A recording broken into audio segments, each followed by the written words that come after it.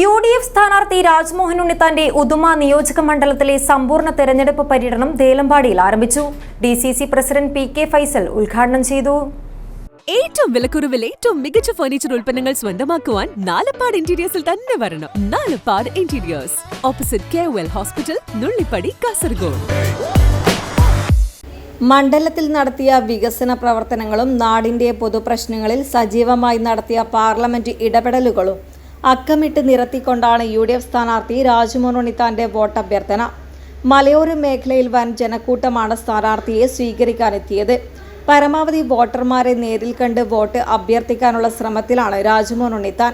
പാണ്ടി പൂമാണി കിന്നിമാണി madam ദേവസ്ഥാനത്തെത്തി നവകാഭിഷേകത്തിൽ പങ്കെടുത്ത് വിശ്വാസികളോട് vote അഭ്യർത്ഥിച്ചു. Manimoola girl ജുമാ മസ്ജിദിൽ ജുമാ നിസ്കാരത്തിനെത്തിയ വിശ്വാസികളോട് വോട്ട് അഭ്യർത്ഥിച്ചു. മാണിമൂല ഗിർൽ ജുമാ മസ്ജിദ് കമ്മിറ്റിയുടെ ജുമാ നിസ്കാര പള്ളി സന്ദർശിച്ചു.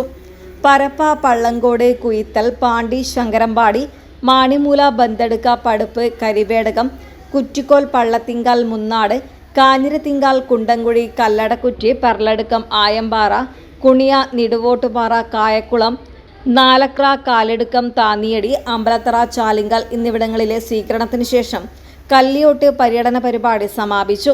UDF നേതാക്കളും വിവിധ പ്രദേശങ്ങളിലായി രാജ്മോഹൻ ഉണ്ണിത്താനോടൊപ്പം ഉണ്ടായിരുന്നു. News bureau, Kasaragod.